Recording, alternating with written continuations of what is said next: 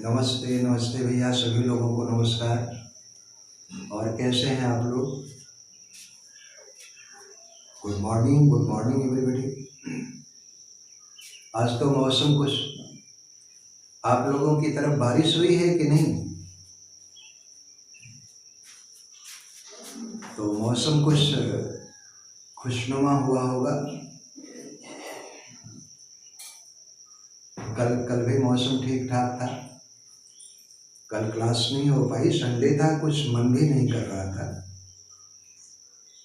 तो वैसे भी काफ़ी कुछ हम लोग पढ़ ले रहे हैं घर पर ही बैठ करके, है कि नहीं? हेलो। और नरनी कैसी हो? मंजू, मेरी आवाज़ पहुंच रही है आप तक? मंजू, अच्छा। नीलम जुड़ी है कि नहीं?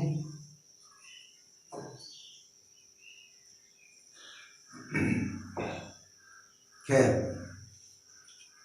हम लोग चर्चा कर रहे थे अलेक्जेंडर पोप की। तो जैसा कि हम लोग आज के क्लास के पहले पोप के लिटरेरी करियर के फर्स्ट फेज की चर्चा कर रहे थे, जिसमें कि फर्स्ट फेज में उसने पास्टोरल लिखा था 4 सीजन के ऊपर। वैसे पास्टोरल भी उसकी मौलिक रचना नहीं थी। पास्टोरल्स लिखने की प्रेरणा उसको फादर ऑफ पास्टोरल पोएट्री, आप लोग जानते ही हैं कौन था? थियोक्रिटिस। और पास्टोरल पोएट्री को सोफिस्टिकेट बनाने का काम वर्जिल ने किया था। और उसके फर्स्ट फेज की दूसरी रचना है essay on criticism. Essay on criticism भी ये पोप की मौलिक रचना नहीं है। एसे ऑन क्रिटिसिज्म में 70% जो बातें पोप ने लिखा है वो फ्रेंच क्रिटिक बायलो और रोमन क्रिटिक होरेस से लिया है। तो ये कहा जा सकता है कि फर्स्ट फेज की जितनी भी रचनाएं हैं, केवल रेप ऑफ लव को छोड़ करके बाकी सब के सब इमिटेटेड है। हाँ, कुछ बातों को मौलिक अंदाज में पोप ने जरूर पेश किया है, लेकिन पूरी तरह से फर्स्ट पेज की रचनाओं को ओरिजिनल वर्क नहीं माना गया है। तो आज हम लोग चर्चा करते हैं उसकी रचना एसे ऑन क्रिटिसिज्म। कुछ बातें मैं बोर्ड पर लिख चुका हूँ, आप लोग उसको नोट कर लें और बाकी की चीज़ें मैं साथ साथ लिखता और बोलता चलता हूँ।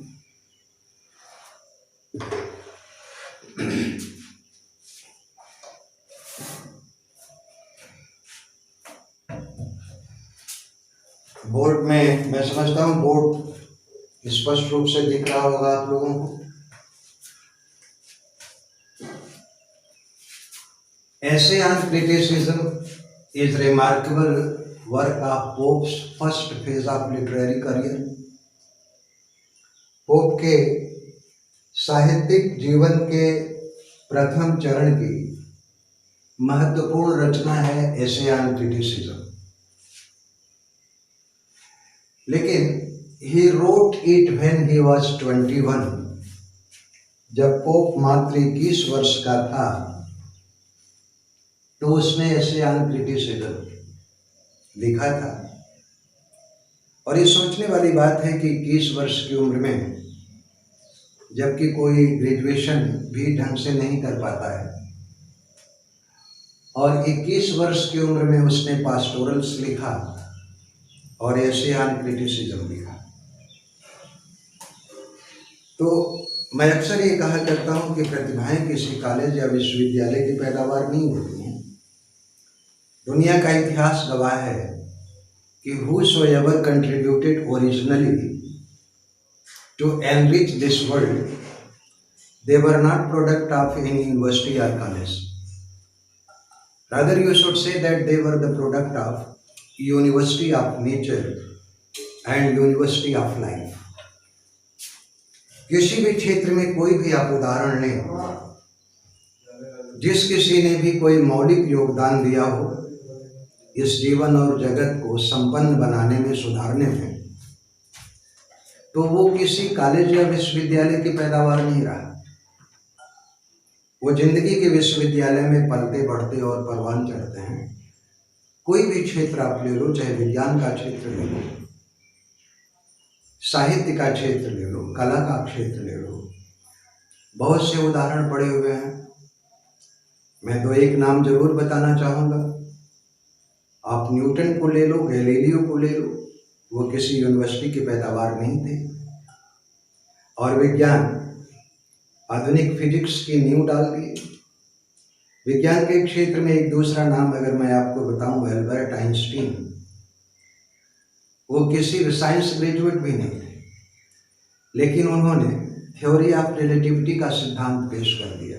E=mc², आप सभी लोग जानते होंगे। थॉमस एल्वा एडिसन 5वीं क्लास में पास नहीं था और 1000 आविष्कार कर डाला।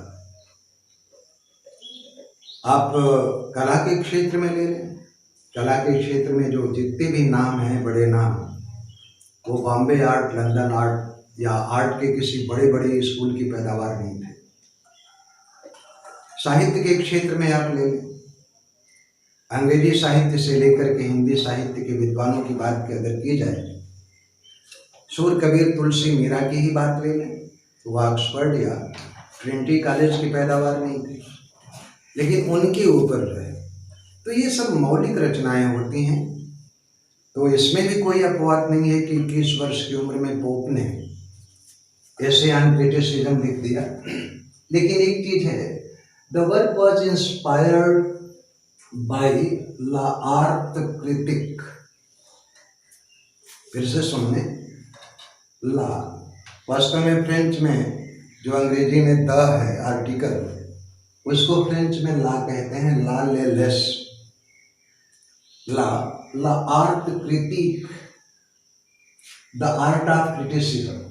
लार्ट क्रिटिक का मतलब होता है the art of criticism, which was product of French critic बायलो।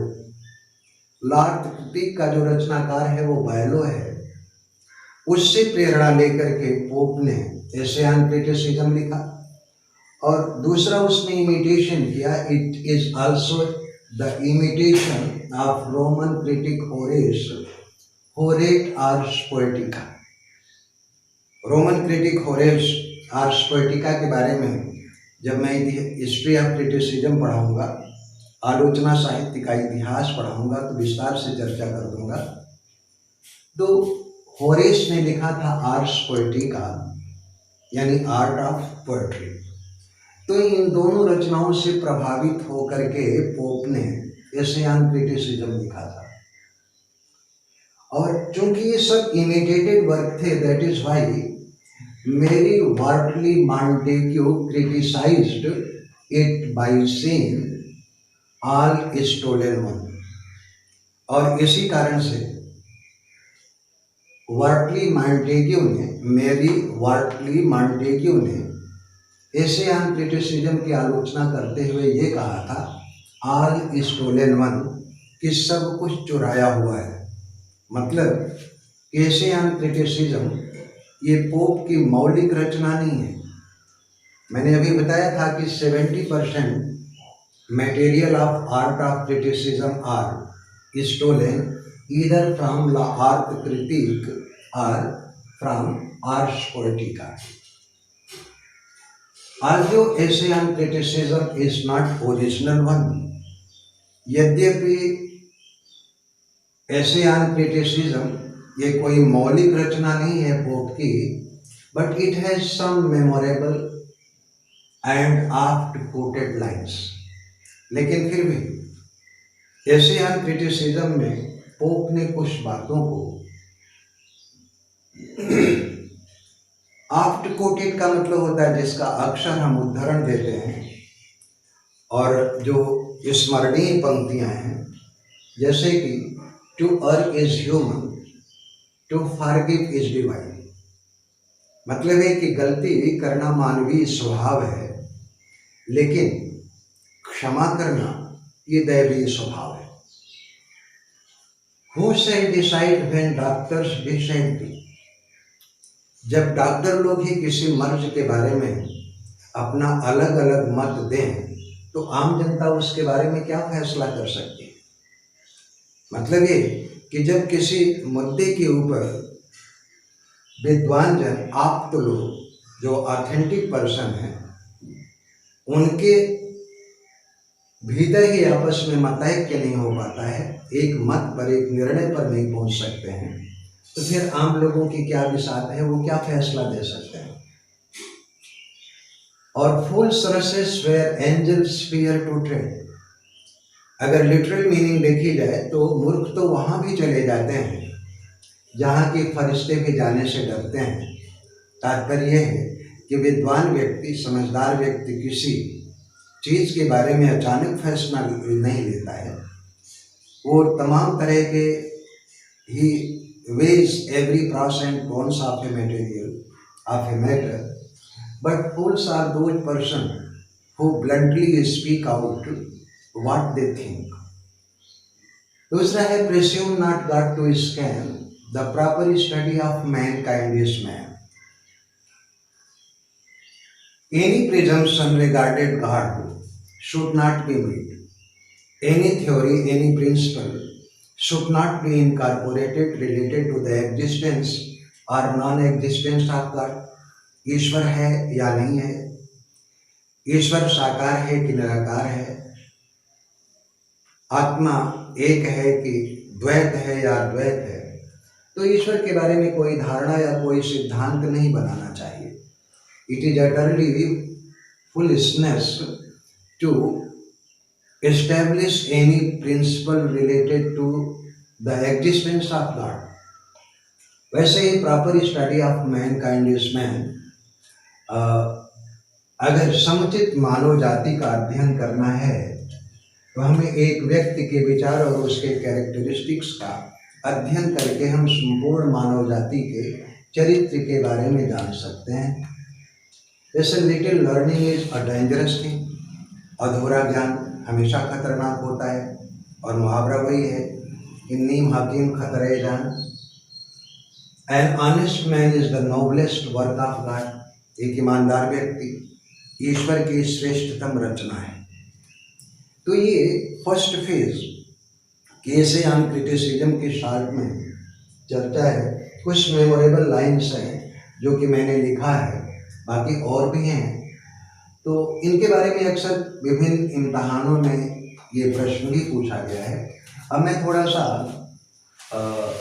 उसके अगले वर्ग की चर्चा करूंगा जो फर्स्ट फेज की है, तो वो है rape of the law.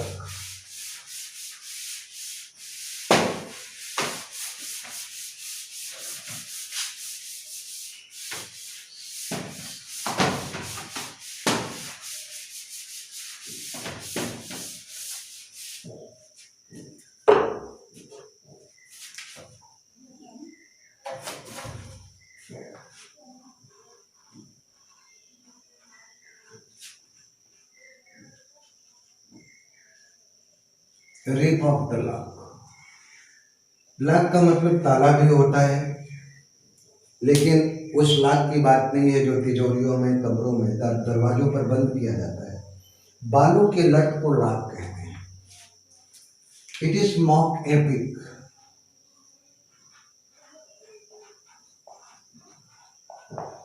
Mock epic. कभी कभी ये प्रश्न पूछा जाता है कि आखिर अंग्रेजी साहित्य में जब ये बात स्थापित है कि कोई भी पोएटिक वर्क जो 12 खंडों में हो, तो उसको एपिक का दर्जा दिया जाता है। लेकिन रेप ऑफ लाख तो केवल 5 खंडों में है, इसको हम एपिक क्यों कहते हैं, मॉक एपिक क्यों कहते हैं? तो यहाँ पर ये ध्यान रखिएगा, epic in the sense that pope has employed every machinery of epic. जितनी भी एपिक की मशीनरी होते हैं, जो तत्व होते हैं, जो अवयव होते हैं, और जितने भी प्रकार के विकल्प होते हैं, अवधारणाएं होती हैं, उन सब का प्रयोग जो है रेप ऑफ लाख में अलेक्जेंडर पोप ने किया है, इसीलिए इसको एपिक कहा गया है। तो ये ध्यान रखिएगा, अगर कोई पूछता है कि आखिर 5 खंडों वाले काव्य रचना रेप ऑफ लाख को एपिक क्यों कहा गया, तो सीधा सा जवाब दे दीजिए कि जितनी भी तरह के एपिक मशीनरी होती हैं, मशीनरी का तात्पर्य है कि जितने भी पार्ट्स होते हैं, जैसे नोबल हीरो होना चाहिए, सुपरनेचुरल एलिमेंट होना चाहिए, fierce war between supernatural and natural forces, प्राकृतिक और गैर प्राकृतिक ताकतों में युद्ध दिखाया जाना चाहिए, और साथ में अच्छाई की बुराई के ऊपर जीत दिखाया जाना चाहिए, समाज के सामने कुछ आदर्श प्रस्तुत किया जाना चाहिए। तो ये सारी मशीनरी का प्रयोग जो है रेप ऑफ लाख में पोप ने किया है, इसीलिए इसको एपिक कहा गया है। अगर इसकी पब्लिकेशन की बात की जाए तो पब्लिश्ड इन 1712, इसका प्रकाशन 1712 में हुआ था। सेंट्रल कैरेक्टर है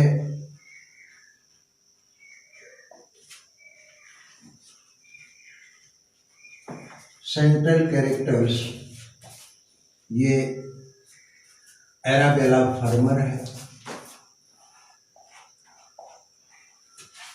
एराबेला फर्मर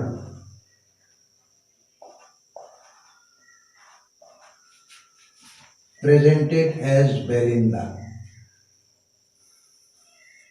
एराबेला फर्मर को बेलिंदा के रूप में जो है पेश किया है पोप ने, और लॉर्ड पीटर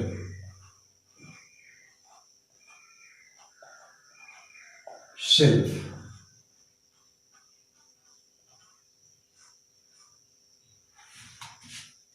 वास्तव में ये घटना एक तुच्छ बात के ऊपर है कि थेम्स नदी के दक्षिणी इलाके पर हाइड पार्क में कुछ एरिस्टोक्रेट घराने के लड़के और लड़कियां बैठा करते थे, क्योंकि करने के लिए उनके पास कुछ होता नहीं था, तो समय बिताने के लिए वो गॉसिप किया करते थे।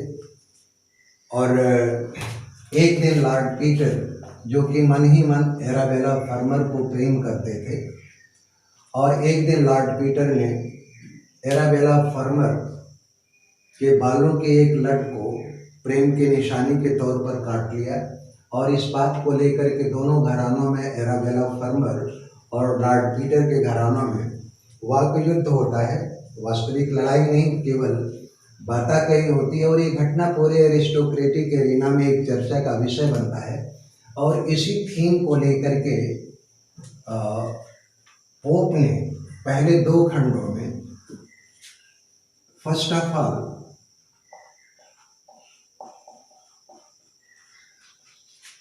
Pope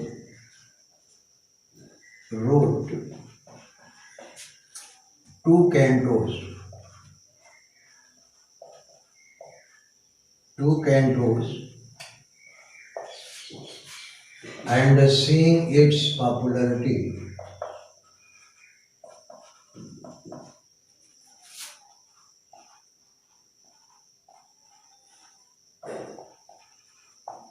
Pope was forced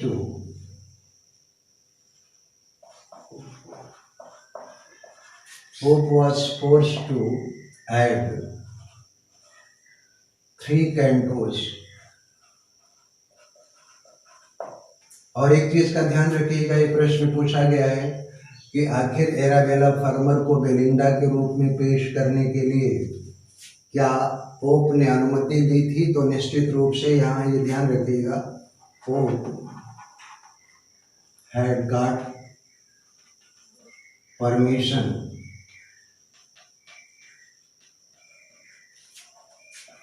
from farmer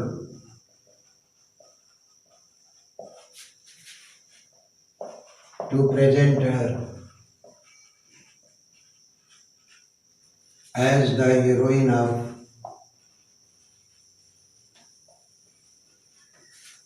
rape of luck through a letter.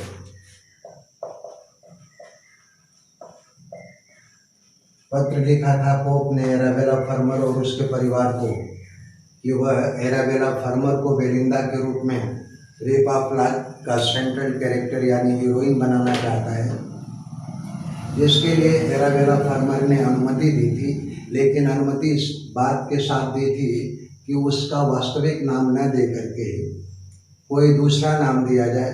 तो पोप ने उसको जो है बेलिंदा नाम दिया था रेप ऑफ लक में। शुरू में पोप ने रेप ऑफ लक को केवल 2 खंडों में लिखा था। बाद में इतना पॉपुलर हुआ कि पोप के ऊपर लोग दबाव बनाने लगे और फिर 3 खंड इसमें और जोड़ा गया पोप के द्वारा। तो रेप ऑफ लक कुल जो है 5 कैंटों की रचना है।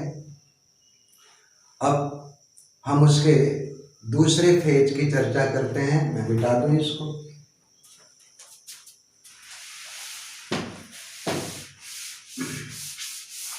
The works of second phase.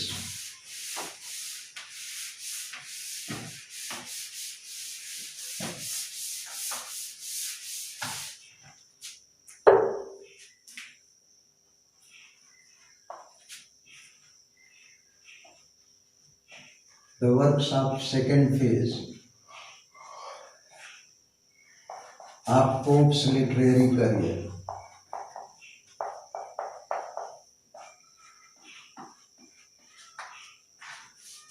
The second phase comprises translation work,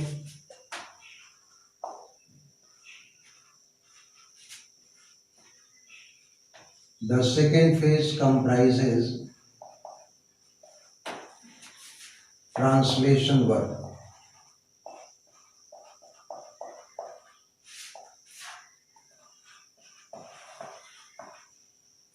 Pope translated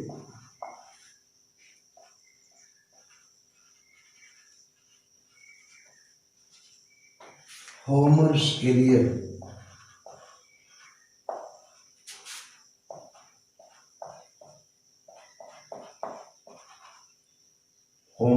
Iliad, Homer के महाकाव्य इलियड को जो है ट्रांसलेट किया। लेकिन इलियड के बारे में, इलियड वास्तव में एक महाकाव्य है जो पूरे यूरोपियन कंट्री का सबसे पहला महाकाव्य माना गया है और जिसकी बैकग्राउंड जो है ट्रोजन वार है, ट्राय के युद्ध।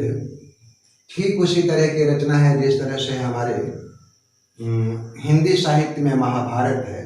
महाभारत कौरव और पांडवों के बीच में लड़ा गया था, वैसे ही इलियड महाकाव्य की जो पृष्ठभूमि है वो उस युद्ध की है जो यूनान और ट्राय के बीच में हुआ था और मात्र उसका एक कारण था द किडनैप ऑफ हेलेन। जैसे द्रौपदी, अगर देखा जाए तो पूरे महाभारत की जड़ केवल द्रौपदी है, वैसे ही ट्राय के युद्ध का सेंट्रल कैरेक्टर जो है वो हेलेन है। कभी इसके बारे में पूरी कहानी संक्षेप में बता देंगे। तो होमर के महाकाव्य इलियड का ट्रांसलेशन किया। उसके बाद ही आल्सो ट्रांसलेटेड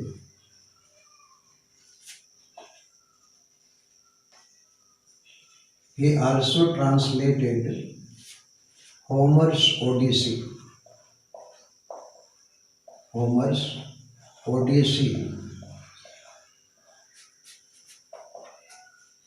with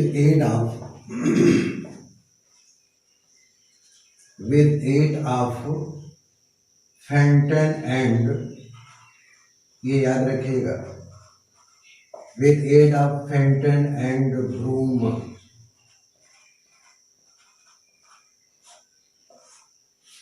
ओडिसी का अकेले ट्रांसलेशन पोप ने नहीं किया था, बल्कि 2 क्लासिकल स्कॉलर थे, क्लासिकल स्कॉलर,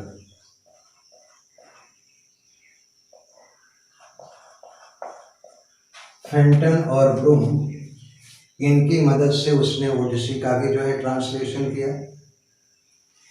लेकिन इसके बारे में, इस ट्रांसलेशन के बारे में भी गिब्बन ने कहा है, Gibbon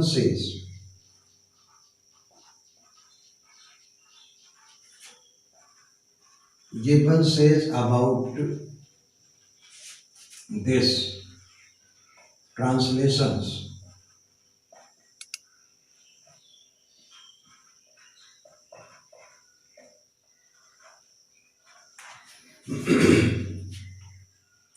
his translation have merits,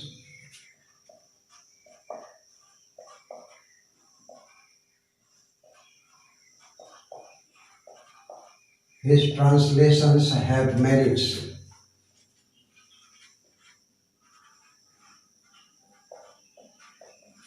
except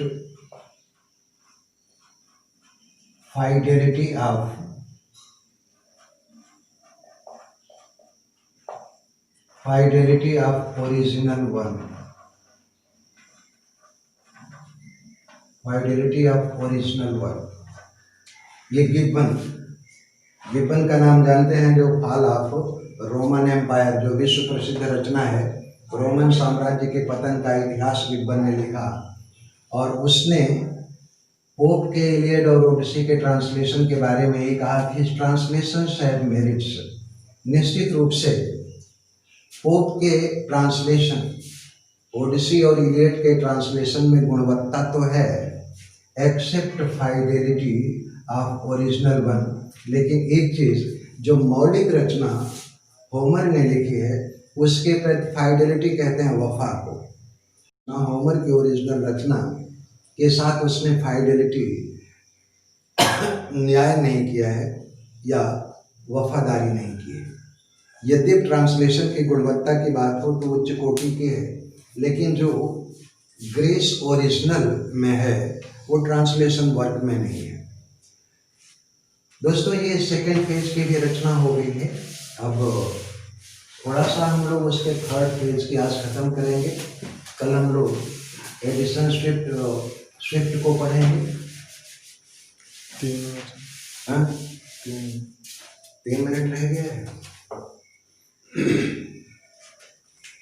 third phase,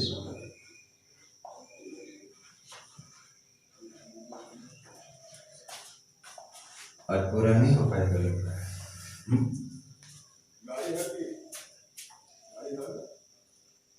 The third phase comprises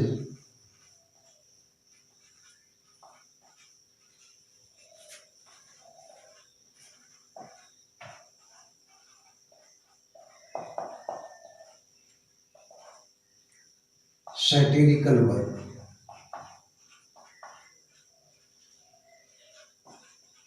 मित्रों, ये शाम को जो है 2 मिनट रह गए हैं इस सेशन में।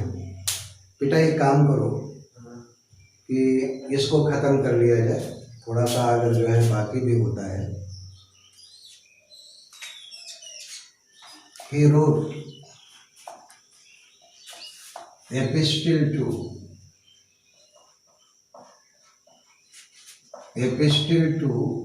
Horace,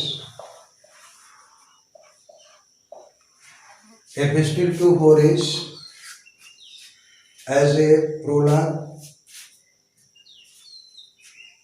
In the prologue, खत्म कर लिया जाने तो कल। In the prologue to epistle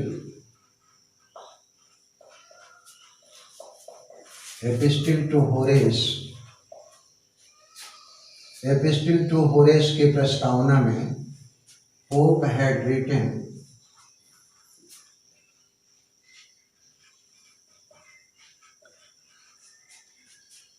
epistle to Dr. Arbuthnot।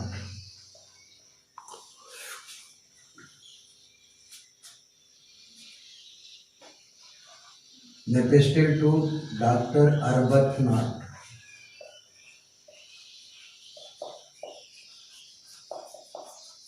अरबतनाथ जो है वो पर्सनल फिजिशियन थे, पर्सनल फिजिशियन टू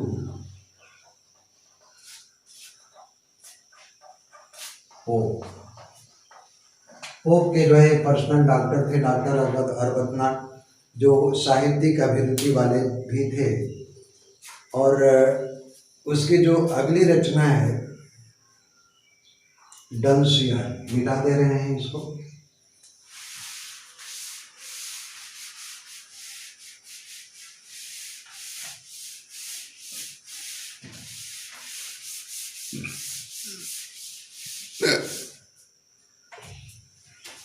डंसियार्ड, वास्तव में डंसियार्ड शब्द जो है ग्रीक वर्ड ड्यून्स से बना है। ड्यून्स का मतलब होता है ब्लैक हेडेड पर्सन, जो मंद बुद्धि के हैं या जो बुद्धिहीन है उसको डंसियार्ड कहा जाता है। The work is most personal, the work is most personal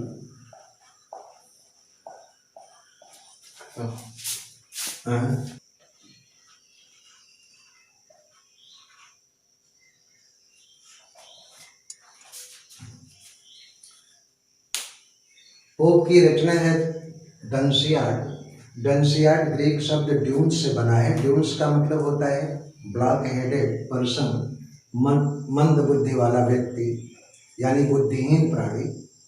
और ये work is most personal satire, और ये रचना जो है वो नितांत व्यक्तिगत व्यंग्यात्मक रचना है पोप की। Pope has railed against those poets. Dunciad में पोप ने उन कवियों की भरपूर भर्त्सना की है, निंदा की है, मजम्मत की है, आलोचना की है। Who did not consider him as a great poet, जो लोग पोप को महान कवि नहीं मानते थे, खास तौर से Theobald, Pope's critic, Pope's worst critic. Theobald जो कि पोप का सर्वाधिक सबसे बड़ा आलोचक था, उसके खिलाफ आलोचना पोप ने की है। और इसके बाद ही also wrote moral epistles.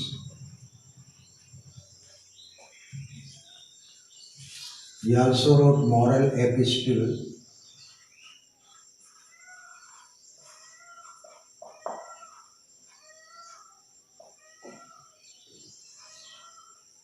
moral epistles, his philosophical poems, और आखिर में उसने कुछ दार्शनिक कविताएं लिखी थी। his philosophical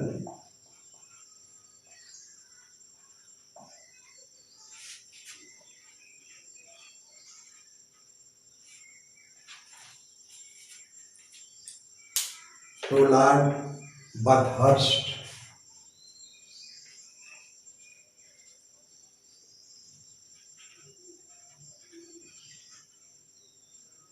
to Lord Bathurst। और उसकी दूसरी रचना है of the use of riches, of the use of riches. और तीसरा है of knowledge and character of man,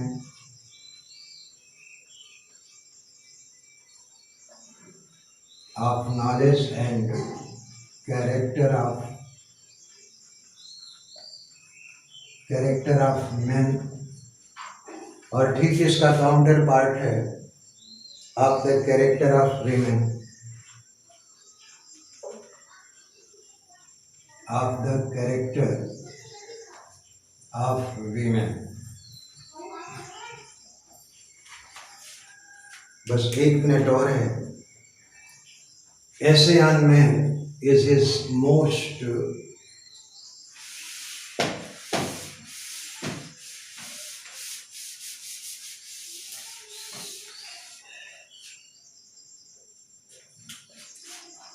Essay on Man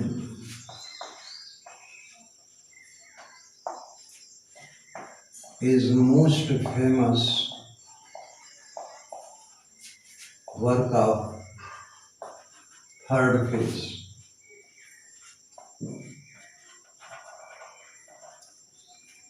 मित्रों, ये ओप खत्म हुए। कल हम लोग जो है स्विफ्ट की चर्चा करेंगे। Thank you very much. शाम को मिलते हैं एडजेक्टिव की चर्चा के साथ।